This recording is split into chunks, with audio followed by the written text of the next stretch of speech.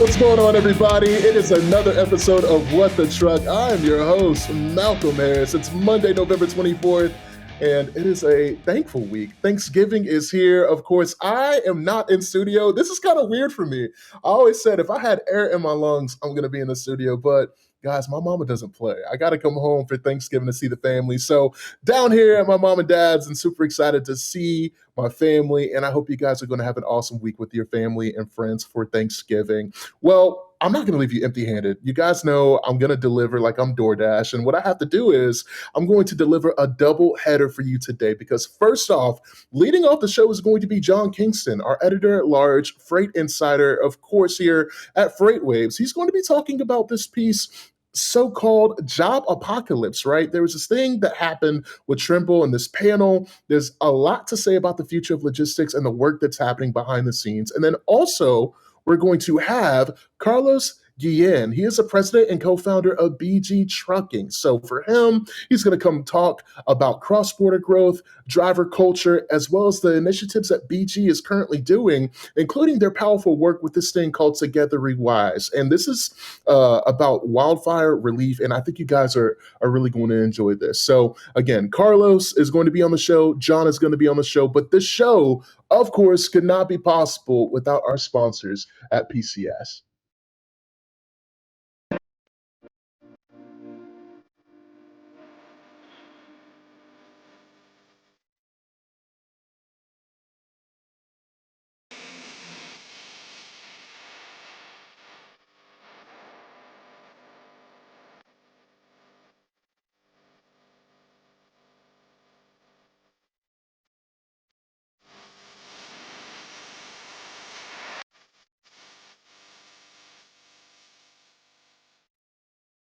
Now, again, today's show is brought to you by PCS, and this freight market margins are everything. PCS TMX with Cortex AI helps carriers capture the right loads, cut wasted miles, and find profit points on every run because profit, not volume, is the new payload. See how at PCSsoft.com. Now, y'all, we've had some headlines this weekend, and I want to start because there was something that happened at the end of the day on Friday. Apparently, there was a major fire at the port of LA. So it erupted late Friday aboard a container ship in the port of Los Angeles, like I said, and forcing the shutdown of 4 terminals total. However, the firefighters, they fought the blaze. There was no injuries reported. But this incident does raise questions about cargo handling, hazardous materials, and according to protocols there as well. And you guys know there could be a ripple effect on this, and I'm sure that we'll feel a lot of this week. So we'll definitely report an update on things that have happened, but just wanted to kind of bring attention to this, that there was a fire at one of, if not the busiest U.S. port, being the port of Los Angeles. Now, shifting gears, going from LA to Canada, after 2 years of a stalemate in negotiations, the Canada Post and union reps, when it comes to its mail carriers, have announced a tentative contract agreement. Okay, so this deal is going to bring relief across major networks in terms of parcel, and it's going to potentially stabilize labor relations and avoid service disruptions. So keep an eye on this when it comes to details that are going to be on the way when it comes to the final ratification of this tentative agreement. Now, you guys know that I'm a huge sports guy, absolutely love sports. I want to talk about this really fast because they didn't get it done on the gridiron this past weekend. They got absolutely blown out. But the ECU football program, Eastern Carolina, the Pirates, they posted an update on X via their official handle. And essentially what they said was there was an accident that happened, right? So this was something that took place, and this was nuts. As you guys can see, the truck had a blowout. I mean, they got to their final destination because obviously materials were delivered safely and things, but this is wild, guys. So shout out to their equipment team and the driver that was behind this, because this could have went left fast and in a hurry. So definitely want to be on the lookout for this. And then also there's an article coming up that I want to preview because, again, this was from Eric, one of our writers, when it came to Amazon. Guys, there's some rumblings with Amazon happening right now as we speak that there's going to be some pretty significant news. And I'm going to tease this because, again, Eric is finishing up this piece, and I don't want to necessarily, well, as we have it, he literally just sent this to me right here, right now. So we're going to talk about it as we are on air because that is what I call breaking news. So the Amazon, they have closed an Arkansas warehouse over an earthquake-related design flaw. So I want to kind of talk to you guys about this because they have again closed this large fulfillment center in Little Rock, discovering major structural flaws that have made it safe for an event of an earthquake or other seismic activity. So after conducting a full review, outside experts have determined that the structural engineering firm that designed this made critical errors in the initial design of the facility and it could not perform up to code. So this is absolutely nuts. I would definitely want some more information, and Eric is going to submit it as well to the website. This is breaking news that just dropped, so definitely want you guys to be on the lookout for that. All right. And now I want you guys to shift your attention because I'm going to be joined by John Kingston, our editor at large. John, this is my first virtual rodeo, so I want to make sure, do I have you okay? Yeah, am I good here? You see me? Yeah, I see you. I hear you. It's so Okay. good to have you here, man. How are you My doing? power, I was running off my battery and it was about to give out, so I had to go No, plug you're it. all good. You're all good. You're all good. Well, how's everything going? First of all, before we get into business, how's everything going? Well, I was very excited when I heard that Carlos Guillen was on because at first I thought he was going to be the shortstop for the Detroit Tigers from the late 2000s. I'm a big Tigers fan. Carlos Guillen was the shortstop. He was on the 2006 World Series team. But based on the picture you showed, that is not, in fact, the Carlos Guillen who played for the Detroit Tigers. No, but he's smooth like Carlos, though. They have a similar game, so yeah. And hopefully next time I can deliver with that Major League Baseball player, man. So I again thank you so much. I saw your article today, and I wanted to ask you because I mean this headline is nuts. I mean the job apocalypse. What originally drew you to cover this panel at Trimble? I mean, walk me through as well as the listeners and viewers. What exactly caused you to cover this, and walk me through the highlights of it. Well, that is a good point. There's so much at the Trimble. Trimble Insight is part of the Trimble Transportation Group. That's who it's put on by, and there's just so much going on there that you have to pick and choose where you're going to go. So I went through all the various presentations, and I looked at this one, and I thought this looks like it might be interesting. And certainly Jonah McIntyre, the Chief Product and Technology Officer at Trimble, did not disappoint. You know, when you're a journalist and you're sitting in an audience and somebody says something like that, you think, thank you for writing my lead for me, because I knew that term would definitely catch a lot of eyeballs. But it's not just clickbait. I mean, he made a serious point. Let's face it, when you get in a panel like that, I think people sometimes tend to hold back a little bit, and they don't want to be too strong either way. But he made no bones about it. This is a jobs apocalypse. That was absolutely the term he used, and he just sees AI being the destroyer of a lot of jobs over the coming years. He didn't really specify which ones. Oh, there was always that reference to the kind of jobs that people would get their first foot in the door on, that did maybe some kind of grunt work, and the grunt work's all getting done by AI now. So that raises the question: how are these people going to get their start? And nobody on the panel challenged him. There were two other people on the panel. One was Eric Lambert, who was a vice president for legal and employment at Trimble, and the other is Shaman Ahuja. I'm not sure if I'm pronouncing that right. He's the CEO of Optum, which of course has plenty of AI solutions. And nobody pushed back. Nobody said anything quite as dramatic as Jonah said, but they really didn't argue with him either. Now, let's talk about these comments because Jonah McIntyre, you said in your piece that you wrote, there were some interesting comments that, potentially could be worrying. Is there anything specifically that stuck out about Jonah's statements during the time when covering the panel? Well, I like the way he likened AI to employees. Like, he said, a new employee, when they're doing their work, that kind of first rung job, they might have to get checked every hour. Right. Somebody who's been there a few months, they might have to get checked every day. Somebody who's been there a while, they might have to get checked once a week. And essentially, he said that all goes away. Right away, the AI system is further along the process. They jump right to the most experienced person. So all that kind of hand-holding that you have to do with a new employee disappears. So I thought that was a pretty good analogy. It's a scary analogy. Let's face it, nobody wants to hear this. Nobody. And I'm not criticizing the people on the panel, but and it's above their pay grade. But the societal impact of losing that many jobs, if you truly do have a jobs apocalypse, is a political issue that we're going to be facing in this country on both sides of the divide. So it was a very sobering presentation. Definitely. Now, another question for you here is what jobs are the biggest ones that you would call kind of in that yellow to red zone and being at risk to potentially be replaced by AI? Like, obviously, I'm thinking off top of my head, invoicing specific jobs, operational facing jobs, things that aren't necessarily people centered. But are there specific roles and the research and just the knowledge that you have that would be at risk that people need to be aware of? Well, I put in the story the tweet that I put out last month. Well, last month, I guess, early October, when C.H. Robinson's earnings came out. So C.H. Robinson, of course, is, as I described it in the story, kind of like the poster child or the poster company for slashing your workforce through AI while at the same time making a lot more money. I mean, their revenue hasn't soared, but their profits certainly have. So they, in their earnings, they put out their total headcount for all of C.H. Robinson, and they put the headcount out for the NAST group, the North American Surface Transport, which is their brokerage division.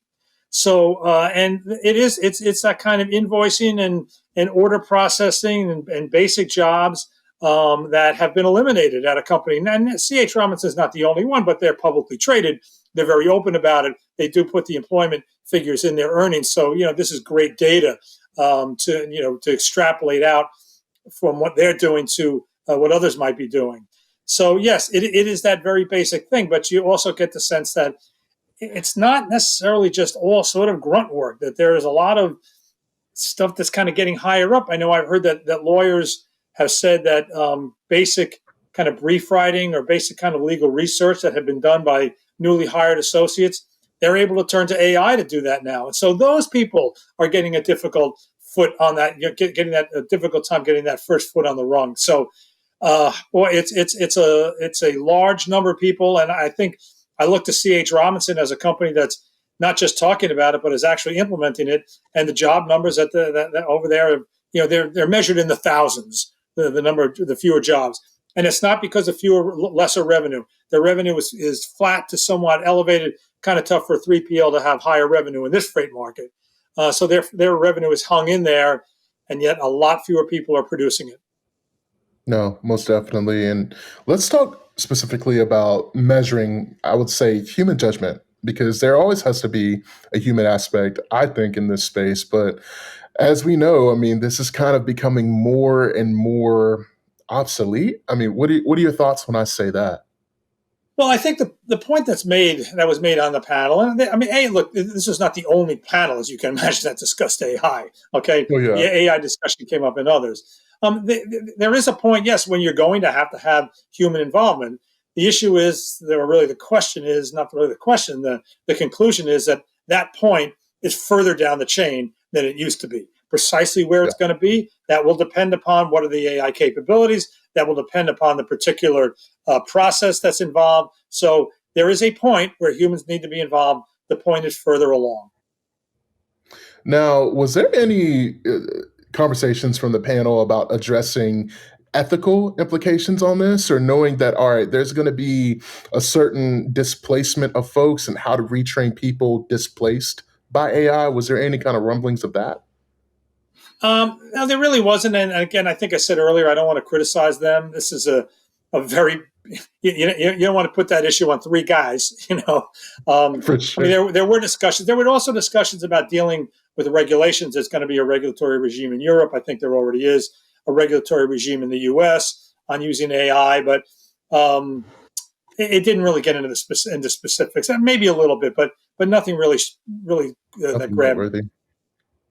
Yeah. That makes a lot of sense. Now, looking ahead with the future of work here, I mean, we all know that AI is used every single day. I mean, we constantly are reminded in this space, but is there going to be, just from your standpoint, anything specifically, not only just from this panel, but things that you've heard when talking through earnings calls or just in general that, all right, like, hey, like this is a telltale sign that there is innovation happening right here, right now? Well, I thought the most interesting was to be on the C.H. Robinson call, which we know C.H. Robinson has embraced AI, and you can see it in their results. And then be on the earnings call of RXO, which is obviously a very direct competitor to CH Robinson. And RXO, they talked about AI, and maybe it was just my own position and having covered both calls. But you almost got the sense that the RXO management was saying, "See, oh no, we're going to do it too. Really? Okay, we're going to do it." They didn't mention CH Robinson by name, but you could almost tell that they knew that there was a benchmark out there, and that benchmark is what CH Robinson is doing. Here's RXO; they're a big competitor, and they're almost saying, "Don't forget about us. We're going to do it too. We're going to have some gains." And they were citing various benchmarks that showed that they were doing better. But I mean, right now they're a money losing company, so they can't be doing that much better. Right now, they're a 3PL that you would that's coming in with financial performances that you would think might in this weak freight market, where CH Robinson is dealing with a weak freight market as well, but putting up some pretty solid numbers on profitability. So the contrast between the two was really striking. Definitely, definitely. John, thank you so much for being here. Again, John Kingston, editor at large here at FreightWaves. This is an awesome article, and I saw it today, and I was just like, man, I definitely appreciate you being on the show and giving us some more insight. And man, any big plans Yeah, for and Thanksgiving? I What do you do have want to going on? thank Jonah McIntyre. I do want to thank Jonah McIntyre from Trimble for giving me the headline. He didn't Of realize it at course, the of time, course. but he did. He did. It was sick. It was like a job apocalypse. I was like, holy cow. Are you more of a turkey or a ham guy, or neither? Where are you at? A turkey guy. You're a turkey guy. I'm a ham guy, Yeah. man. So we'll see. John, thanks so much for again being here on the show, and looking forward to seeing you after the holiday, sir. Anytime, Malcolm. Happy Thanksgiving. Happy Thanksgiving, brother. Thank you. Again, John Kingston, editor at large here at FreightWaves, always with the insight. Guys, as you can tell behind me, I'm a LeBron guy, right? And, again, not in studio, missing my guys today. Shout out to, of course, the Boiler Room Boys, as they call them. Appreciate you guys for all you do. And appreciate this guy coming up. And I want to set the scene because this is somebody who has made real impact on both sides of the border. All right. So not just in trucking, but community leadership. Carlos Guillen, CEO and co-founder of BG Trucking. He's basically launched this business with his brother in 2007 out of Calexico, California. Started as just an email compliance fleet, now has grown into this huge operation, guys. Over 400 employees, 11 states throughout the West and the Southwest. BG is here and it's here to stay. Now joined by the one and only Carlos. What's up, sir? Hey, how are you, man? Oh, good. How you doing, man? Looking good. Good, good, good. Starting the week. Thank you very much for the Yes, sir. opportunity. Thank you so much for being here. I really appreciate it. And again, I'm just excited to speak with you because I mean you're no stranger to this industry. You put a lot of equity into this game, and specifically, you've navigated such a hard aspect of logistics and supply chain. And I want you to kind of walk me through, take me back to those early days. What are your initial thoughts about, all right, this is what I want to create? You're with your brother Juan. Walk me through everything, man. Well, I think I have to start with the story. I'm coming from a trucking company, a trucking family. I'm the third generation in the business. Uh, my grandfather started a small company back, I think, on the '60s, and then my father started another company. And it's a funny story there. He fired me, so.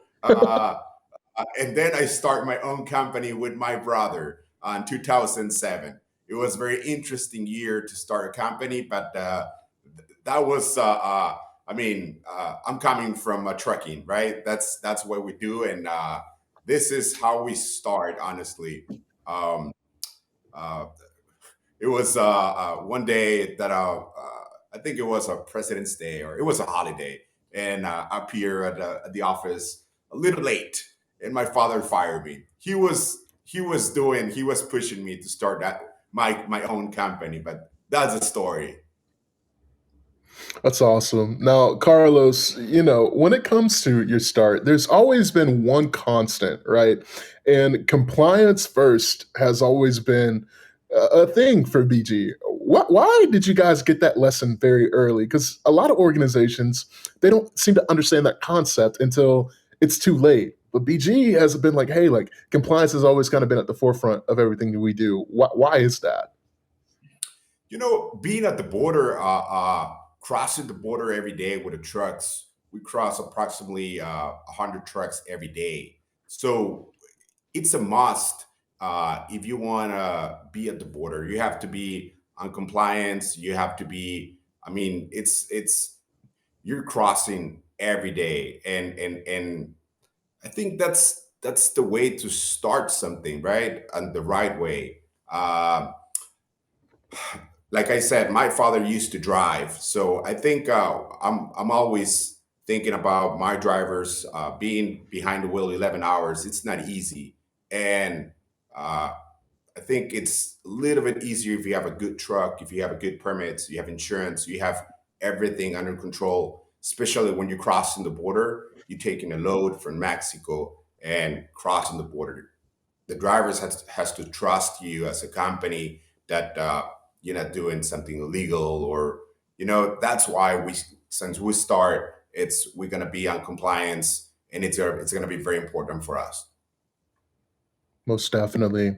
You're known for doing again the cross-border, operations the right way. And for people who don't necessarily live in this world, right, of cross-border operations, what does high compliance cross-border trucking actually look like in practice on a day-to-day basis? Really kind of drive that home for those unfamiliar.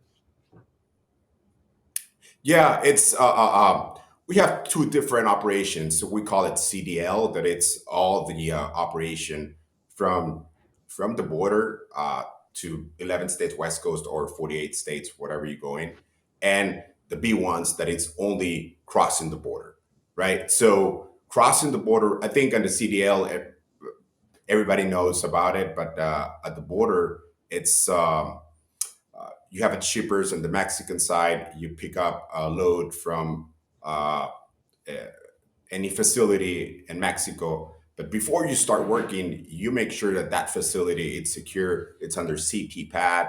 Uh, it's a real company. So we have a very big group on the company that it's dedicated to security. In Spanish, it's seguridad, and maybe it's safety in English, right? But for us, it's security and safety, because safety it's all the FMCSA and making sure we're in compliance, but security it's making sure that the trucks are following the routes on time. If you stop on traffic or you stop on a street light, we know exactly the minutes that that light it's going to take. If it takes more time, we have a protocol that we follow, making sure that everything is secure, right? So that's that's a border crossing. That's a day to day for us, and maybe for a lot of people, it's what the hell are you guys doing, right? But exactly it's a risk every day, but you're trying to put that risk very low, and that's the Yeah. way we do. We have 24/7 people watching routes, trucks, drivers, and well, that's the way it is. It's great, and I appreciate you going so in depth, and it leads me up to my next question because there's always misconceptions, when it comes to this space specifically, when it comes to cross-border freight, and shippers have a lot of misconceptions. Um, so, how does BG educate to kind of debunk those myths on the way that this can happen, and you guys operate a certain way to your point, but those myths still exist in shippers' brains. What are you doing to kind of, partner with other people in the space to debunk these myths? We always explain. I think that's sit down, know your customer, exactly their needs, and like you said, maybe they don't know what it's a border crossing, right? So you go, you sit down with your customer, you understand their operation, and you explain what's a border crossing. It's not like taking from point A to point B, even it's maybe 10 miles, but those 10 miles, it's like you seen in the video, it's people just watching a route, why we're following a route, why we have times, why we have a security. So I think it's explaining everything will be easier for the cheaper to understand that it's not, point A to point B. It's border crossing. It's to different countries. So I think that's the key. Talking with your customer, with your drivers, explaining why we're doing this. You all at BG, in the research that I've done in our pre-call, just off rip, I know you guys have built a reputation for two things: consistency and transparency, right? Those are the two things that you're like, hey, like this is what we have built.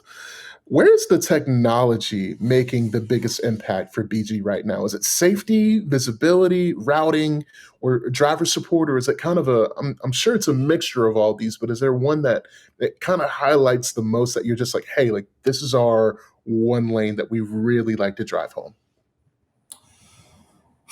I think we have two divisions. One is the CDL, that it's on everything from Otaimesa or from the border, assume we cross the border to United States, and the other one it's the border crossing. And I think for border crossing, I'm going to say being very very transparency, like you said. This is we following all the protocols for security. This is the most important thing.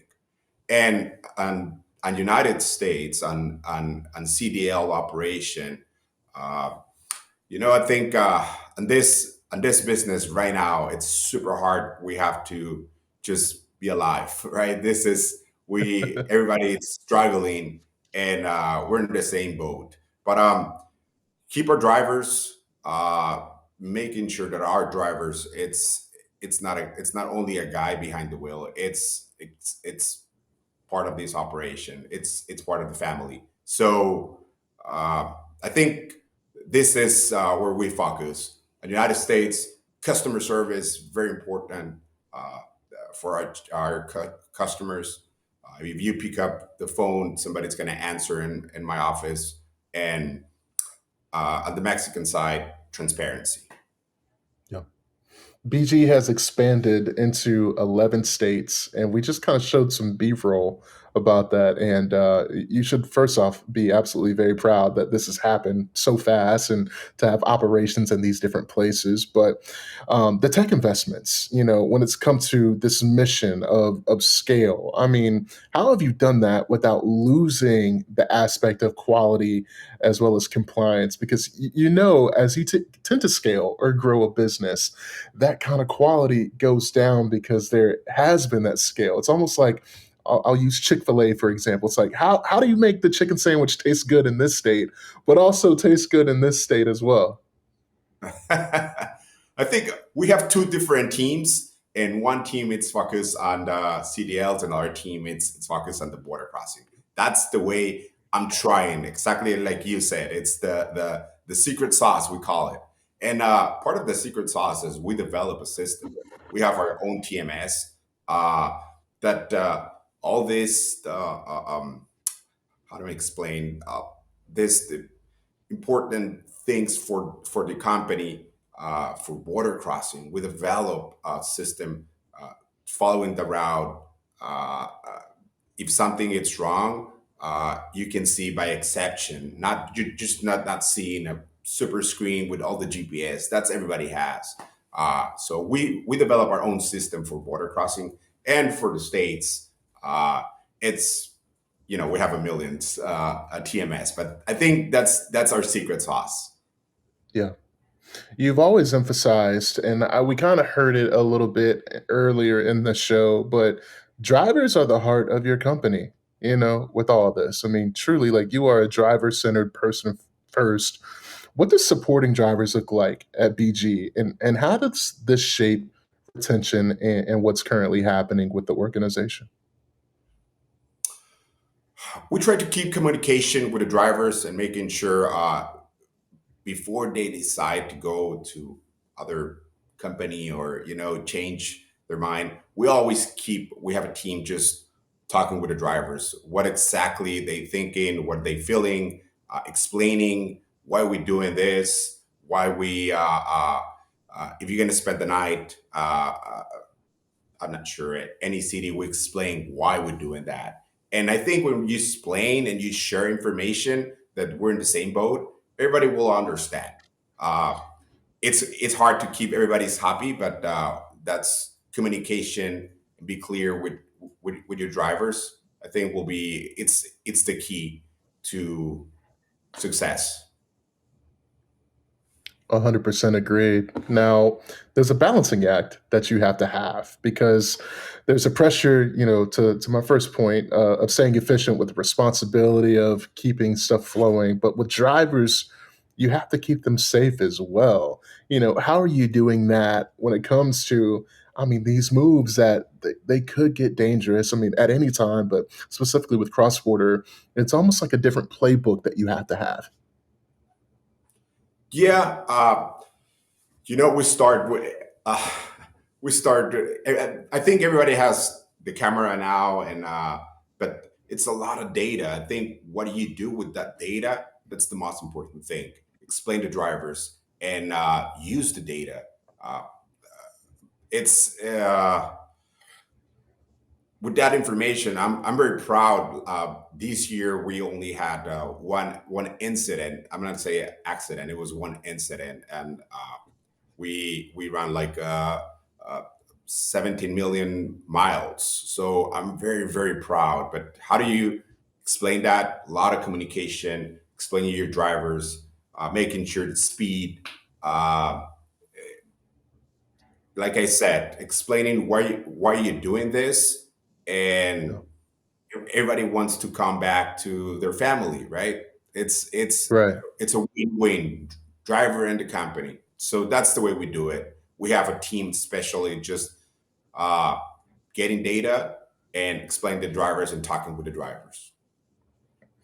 Carlos, I really want to touch on this next topic, which I thought was awesome, and it's community work that you've done. And you and the team, you guys built a partnership with the California Fire Foundation. So you turned this BG trailer that we're looking at into a mobile donation platform with a QR code that anyone can, scan on the highway. Talk to our listeners. How did this come about? What all went into making this happen? And also, before we get into it, shout out to you and your team because this is incredible stuff. Thank you, thank you. Yeah, I'm very proud of this. Firefighters. That's the way we're saying thank you to these first responders. I think all the drivers when we see a lot of incidents, accidents, and on the road, and who's there? Firefighters, right? So I'm in California. The company it's based in California. Last year it was the Paradise fires, and one day I was driving to LA and I saw one of my trailers just wide, and I said, "Well, that's we can maybe help do something with the firefighters." So I contact California Fire Foundation with my idea, and they said, "Well, yeah, let's do this." And you can see the pictures there.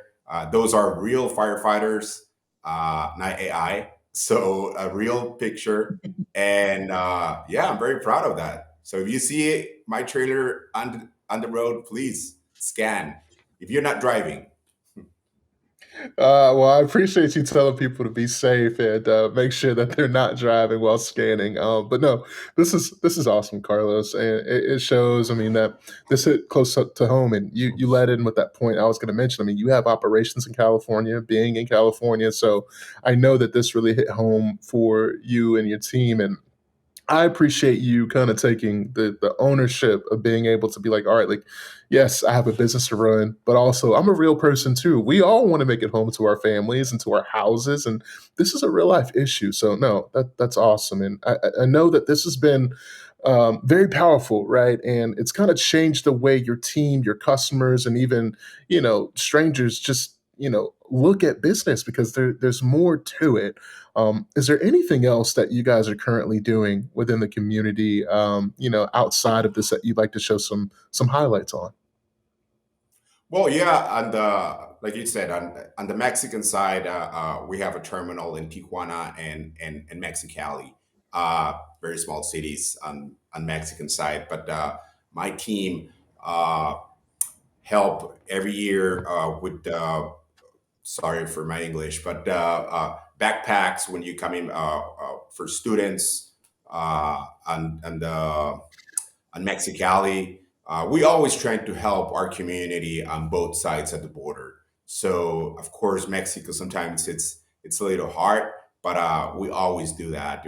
We help students. We help. We try to get to the university, low income students. That's what we do on the Mexican side and the U.S. This is our first approach with the California Fire Foundation, but we want to grow this. It's great. It's talking about the company and the overall values. I mean, because BG has scaled fast. In the pre-call, I'm sure you were like, Malcolm, why are you looking at me like that? But because I was like, this is unreal. Like what you've done in this amount of time, it really is nothing to scoff at. And I wanted to just be kind of intentional to tell your story, but also, how have you stayed rooted in the original values that started in 2007? Now looking at to 2025 going on 2026, having that same mentality but then having this at scale, how has this kind of stayed the same and kept you kind of grounded for what's to come? I think it's part of the values, and we every year we have a strategic plan. We call it, and part of the values are there, like customer service, real customer service. Don't just send an email. Don't just send a text to a driver. We repeating this every month, every meeting, every that this is important for us. This is our roots. So that's the way we try. That's the way we do it. Always making sure that all our team is following that value. It's a real people, customer service, and communication with the drivers. So that's the way we do it. I'm always involved on the operations. I try to do, be in those meetings. But yeah, that's the way we do it. Carlos, I know there's a lot of young entrepreneurs out there right now that are getting their degrees in supply chain and they're looking to improve their lives for their families and people around them. What's some advice that you have from them? Because you got into the industry and you said it at the top of the interview. You failed fast, but dusted yourself off and you tried again and you hit. You were successful, but just give some tips to our listeners that may be thinking about making that move and just some general advice that you have for them. I think have a goals. This is very important. Have a goal and small goals. For example, I'm gonna what I'm gonna do this week, what I'm gonna do for this month. Of course, for the year, the big goal it's a year, especially now we're almost in December, right? And everybody's talking about goals, but put a small goals, and when you achieve that small goals, you feel okay, like you're doing something. When you put big goals, it's okay, it's awesome, but you don't feel like you're achieving those goals very often. So this is Yeah. my tip to everybody. Well, I appreciate it. This is the last business question before I ask a few more and get you out of here. But talking with you and your expertise, the biggest opportunities as well as the biggest risk when it comes to U.S. and Mexico trucking right now. Can you quantify those? What do they look like, just from your seat as an executive and kind of being on the front lines with your team, seeing it every day? I don't want to go to politics, right? But Of course, of course. you know, um, the changes. I think for everybody, big changes every moment. A lot of changes. You have to adapt very very fast.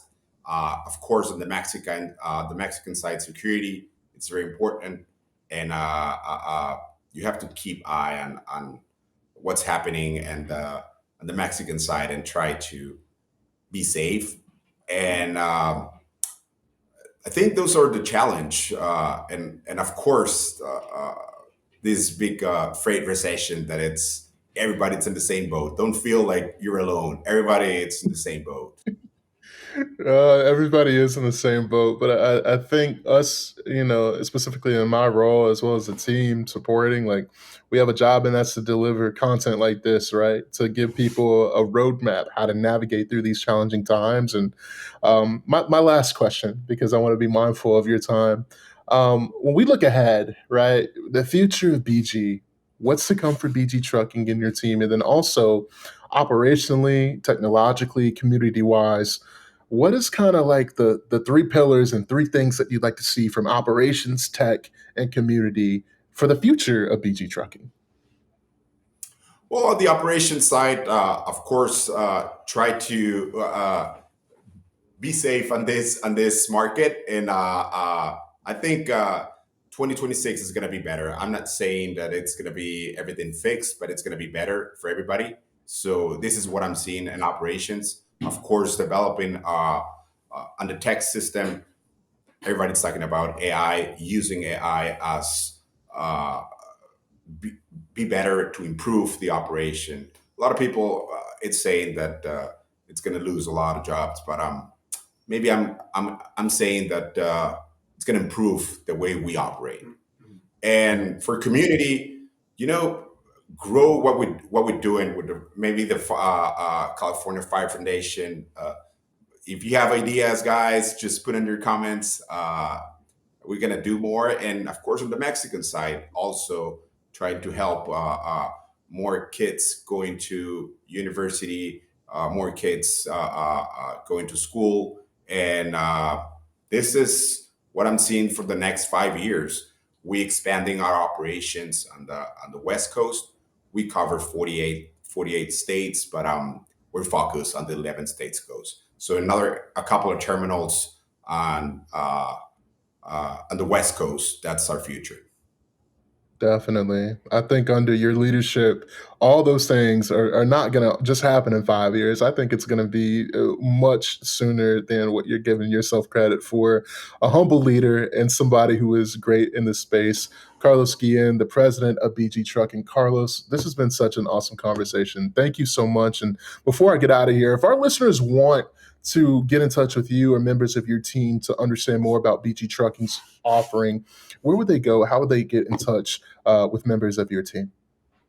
Thank you very much for the opportunity. You can go to www.bgttrucking.com. And that it's contact if you want to be a driver or shippers. You can go to the webpage or any our Facebook or Instagram. We're there. So, but our webpage is going to be the easiest way. And again, That's thank good you too. everybody for the opportunity. Of course, of course. For Thanksgiving, man, coming up, what's that one dish you're looking forward to before I get you out of here? Ham. I'm a ham guy. I'm a ham guy too. Yeah. Oh, Carlos, thank you so much, brother. We'll talk soon, all right? Happy Thanksgiving. Happy Thanksgiving. Thank you again. Carlos Guillen with BG Trucking. That was an awesome interview. And looking at the road ahead, what would the road ahead be without a road warrior? Joining us is going to be the 2025 Road Warrior champion, Stacy Batiste of Lafayette, Louisiana. Stacy is going to be here in the flesh to talk all about winning this contest that was put on by the Diesel Brothers and Pilot Flying J. You do not want to miss out on this. Again, this has been a great episode. Make sure you guys like, subscribe, follow at FW What the Truck. I'm your host, Malcolm Harris, and I will see you guys on Wednesday. Peace.